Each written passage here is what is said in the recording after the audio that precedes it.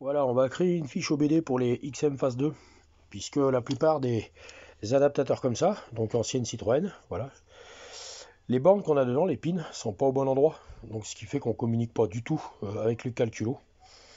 Donc le but, c'est de récupérer une OBD comme ça. On repère tous les fils, mais là le souci c'est que j'ai un fil rouge qui est en triplé sur 3 fils, donc cette fiche elle est pas bonne. Donc il faut acheter une OBD 2 avec une fiche ronde style BMW ou autre chose, mais avec 20 fils. Et le but après c'est de faire communiquer, voilà, les pins d'ici qui sont numérotés avec certains pins d'ici. Donc là ici pour sortir les fiches blanches, donc on vire la résine, hein. L'arrière de la fiche, bon bah on la vire, hein. De toute façon il n'y a pas le choix. Les fiches blanches pour les sortir, voilà, il faut appuyer sur les petits ergots là, marron que vous avez là. On les pousse un peu vers l'arrière et la fiche, elle sort vers le fond.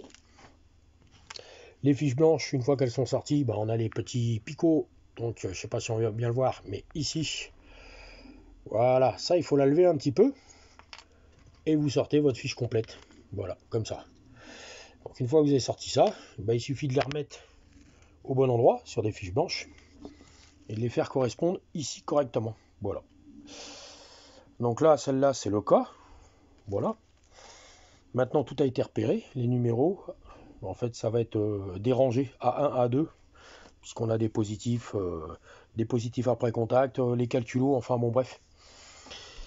Et de les mettre en relation avec les fils en fonction de certains numéros ici. Mais bon, là, celle-là, elle n'est pas bonne.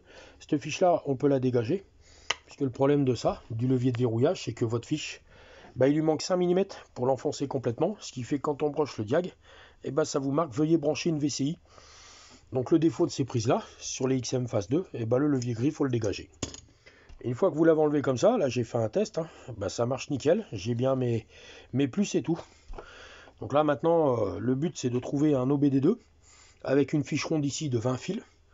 Et sur 20 fils, parce qu'il m'en faut 9 en tout sur celle-là.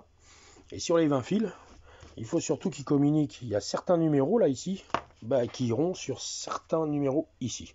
Voilà. Donc une fois qu'on aura tout ça, bah, on montera.